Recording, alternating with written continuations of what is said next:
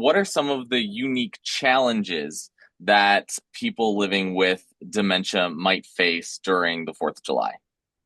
Well, two of the big challenges that somebody living with dementia may face in terms of being problematic are two staples of the 4th of July, which are fireworks and large gatherings. Fireworks for somebody living with dementia can be problematic. It can cause fear, it can cause anxiety, because especially if that person's a war veteran, because those loud bangs and booms and explosions can be mistaken for artillery fire or weapons.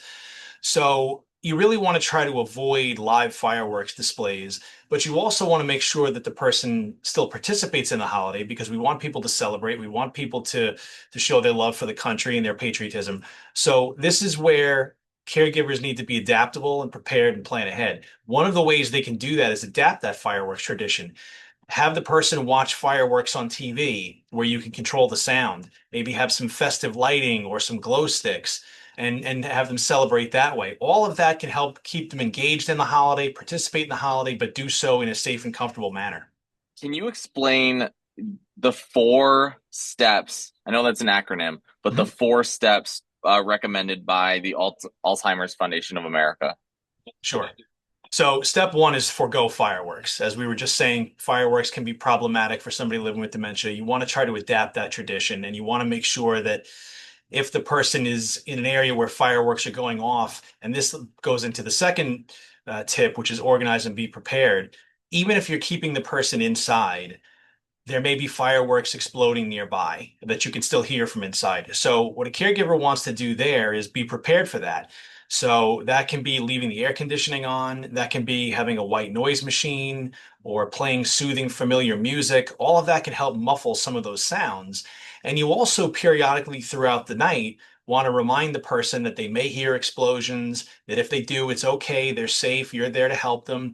And certainly, you want to make sure that the person is not left unattended. If you don't live with your loved one, make sure either you're there with them or you have some other trusted person there with them. You don't want them left alone.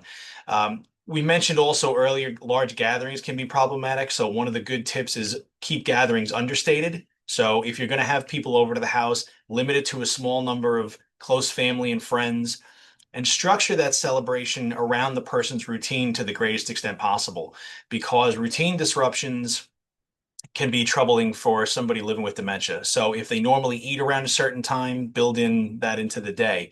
If they normally take a nap at a certain time, build that into the day.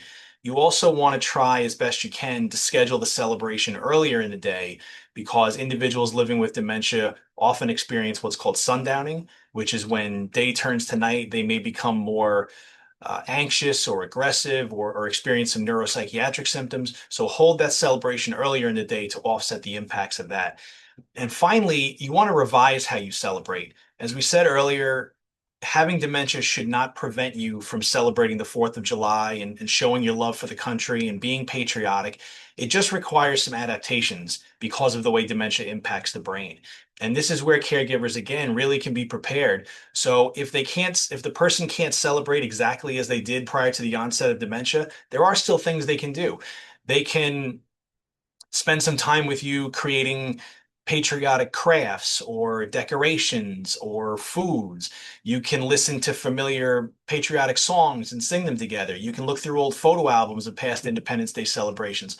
All of that keeps the person involved in the holiday. It celebrates the holiday. It's quality time together with you and your loved one. But most importantly, it also provides some cognitive stimulation as well. So there's a lot of things caregivers can do and should do to make the 4th of July a happy one for their loved ones.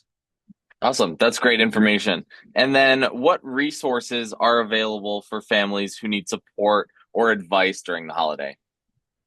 Well, all the tips we were talking about and more are available on the Alzheimer's Foundation of America's website, which is alzfdn.org. There's a wealth of information there. Just visit it and check it out. Awesome. Thank you, Chris. I really appreciate it.